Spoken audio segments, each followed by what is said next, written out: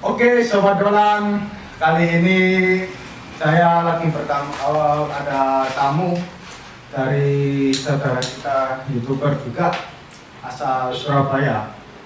Oke, Halo, dari halo. mana Pak Budi?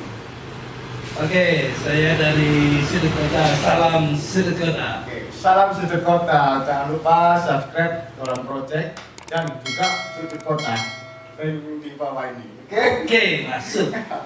Oke, kali ini mau bertanya lah seputar Sudut Kota. Sudut Kota sendiri apa sih konsep yang akan dibuat untuk kedepannya, untuk selanjutnya, proyek kedepannya lah seperti apa?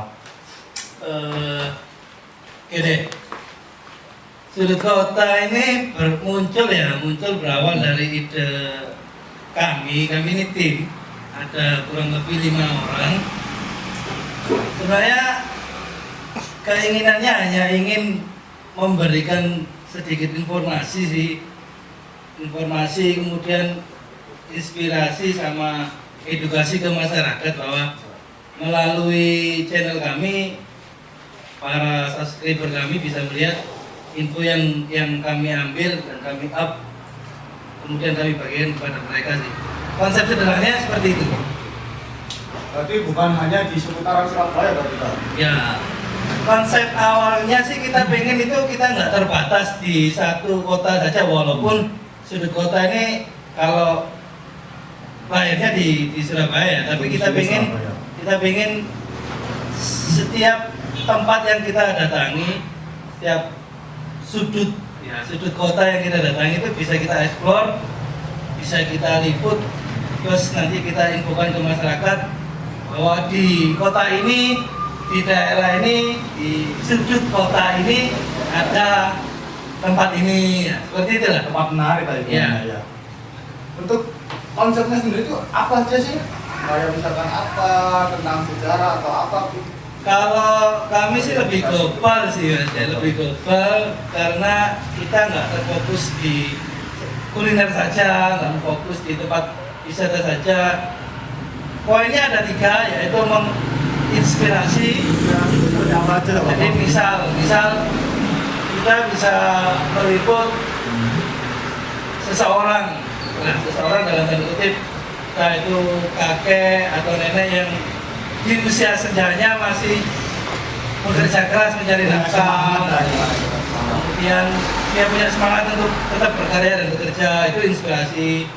Kemudian konsep keduanya informatif itu konsepnya kita menginfokan bahwa di kota ini ada tempat seperti ini, kemudian unsurnya bisa kita bahas tentang sosialnya, kemudian budayanya, kultur itu, atau bahkan mungkin historinya. Kayak di beberapa video yang kita sudah up itu, kita up 13 monumen perjuangan di Surabaya. Mungkin beberapa dari kota baru bahwa di Surabaya ada 13 monumen itu. Terus apa? Bilang itu lebih menunjukkan penjelasan jabarnya lupas atau hanya sekedar mereview saja Pak? Sebenarnya lebih pasnya sih kita ingin menjelaskan detail semampu kami karena penjabaran terutama untuk konsep yang informatif histori itu ya, itu kalau memang kita nggak pas takutnya tambah jadi problem nanti kan. Makanya kita hanya menjelaskan semampu kita. Terus untuk sebelum membuat sebuah konsep, misalnya dalam arti sejarah lah contohnya, itu apa perlu materi dulu? Nah, materi itu sendiri sampai harus baca dari di Google Map atau di Google atau di buku atau di mana sih Pak? Kalau konsep yang histori, yang sejarah ya, tempat-tempat sejarah di Surabaya atau di kota-kota lain, kayak kemarin kita sudah berangkat dari Surabaya ke Candi di Sedati ya, di Sedati Sidoarjo itu ada candi. Cuma karena mungkin ini masa pandemi, candinya ditutup, jadi kita nggak bisa masuk. Sebelum kita meliput ke sana sih memang kita coba untuk cari referensi dulu.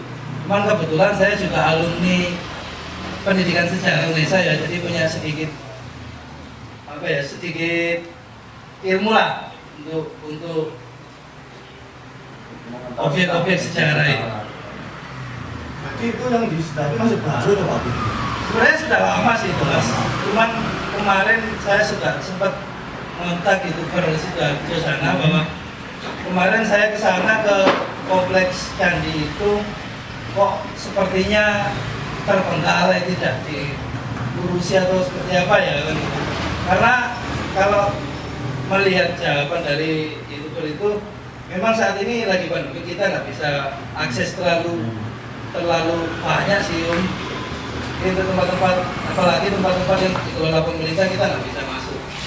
Sebenarnya sama dengan Surabaya. Di Surabaya kan kayak kemarin saya ngambil ini Tugu Pahlawan, Monumen Tugu Pahlawan, kita nggak bisa masuk di situ. Kita hanya bisa liput dari luar. Konten juga. Tetap kita bisa jadi konten. Cuma bedanya kan kita nggak bisa ngeliput secara detail tempatnya gitu. Kalau di Surabaya kan kemarin yang bisa masuk cuma Monkasel itu, Monumen Karang Selat. Terus sekarang sendiri di kota ada berapa tim sih Pak? Kita satu tim ada 5 orang. Cuman kalau kadang liput itu kita ngesut cuma 2 orang, 3 orang. Tergantung yang bisa sih Mas, karena teman-teman sudah bekerja semua sih. Itu kan cuma hanya sambilan ya, sampingan aja. Sebenarnya enggak sih, itu cuma kita pakai itu nih, kita bikin channel ini ya itulah tujuannya untuk menghibur masyarakat. Udah berapa bulan ini Pak Budi? Gitu Kita mulai Juli. Di kota itu terbentuk Juli. Terus untuk subscriber sekarang berapa ini Pak? Alah masih recehan Mas, masih 240 berapa gitu receh. Kamera udah beli meroket ini Pak Budi. Sebenarnya targetnya memang bukan untuk itu sih, targetnya lebih ke yang penting informasi kami nyampe ke masyarakat dan masyarakat mau menerimanya itu.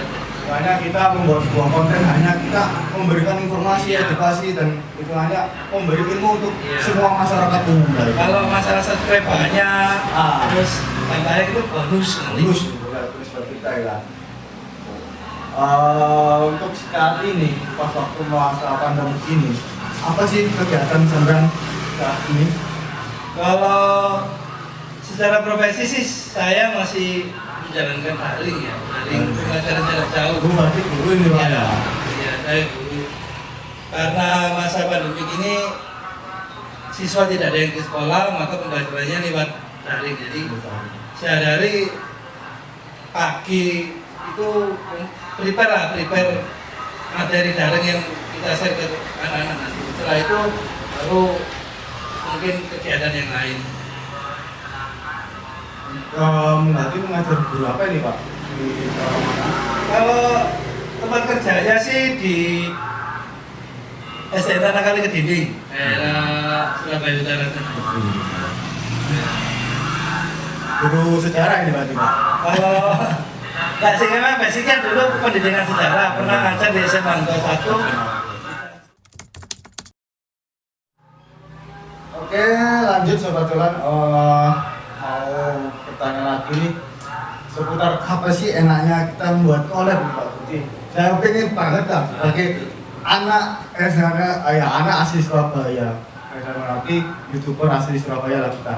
Cuman masih pemula lah kita. Apa sih buat collab lah kita? Apa gitu Pak? Enggak, ayo.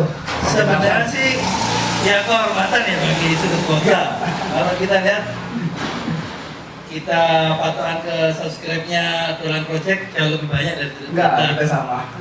Sama. Ya, kalau konsep ini kan sebentar lagi Surabaya jadi ikon peringatan dari pahlawan ya, 10 November. Kalau kita kemarin kepikiran bikin materi seputar 10 November itu. Tadi tempat-tempat bersejarah yang di Surabaya. Bisa nampak tilasnya, bisa tentang apa sejarah 10 Novembernya itu kan bisa. Cuman kita perlu apa ya?